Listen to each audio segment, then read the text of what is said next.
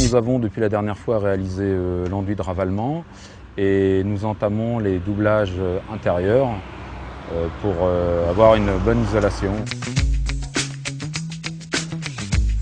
Au niveau de l'isolation des murs intérieurs, parce que c'est ce qui nous concerne plus particulièrement aujourd'hui, on a posé un doublage thermoacoustique, le Prigimax 29.5. Donc un doublage en polystyrène expansé dont la conductivité thermique est relativement intéressante puisque 29,5. C'est le produit actuellement dans sa catégorie de polystyrène expansé le plus performant du marché. Le polystyrène lui-même est élastifié, ce qui lui permet d'avoir donc une performance acoustique qui répond largement à la réglementation acoustique et qui donne un confort supplémentaire. Il est facile à mettre en œuvre, il se découpe facilement avec une scie. Et après, au niveau de l'encollage, c'est une mise en œuvre traditionnelle selon les DTU, rien de particulier, tout en sécurité. Alors pour l'étanchéité à l'air, il est important de porter le plus grand soin à la mise en place des plaques de plafond ainsi que les doublages muraux. Donc au niveau des jonctions mur-plafond, quand le plafond est posé avant le doublage, on va éviter le passage d'une lame d'air en mettant un joint élastomère en bout de plaque.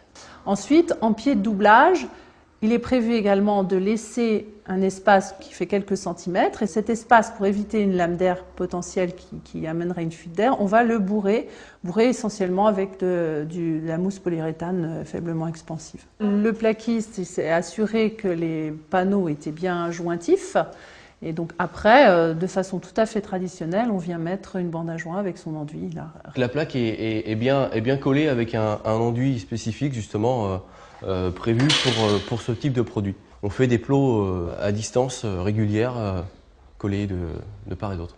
Alors, en ce qui concerne les menuiseries, le travail du plaquiste, c'est qu'il va devoir, après la pose de la menuiserie, après la pose du doublage, systématiquement placer un joint élastomère sur tout le pourtour de la menuiserie. Alors autour des boîtiers électriques, là il était prévu justement déjà des boîtiers en eux-mêmes étanches. Nous avons donc un boîtier bien spécifique, complètement différent du boîtier traditionnel. La membrane intérieure viendra épouser l'ensemble de la gaine pour ainsi former une étanchéité parfaite. Voilà.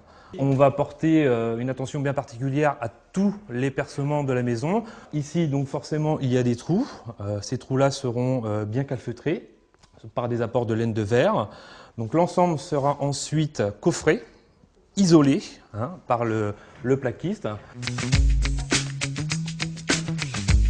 Dans cette maison, pour atteindre le niveau BBC, on a pu rester en une épaisseur traditionnelle, 100 mm.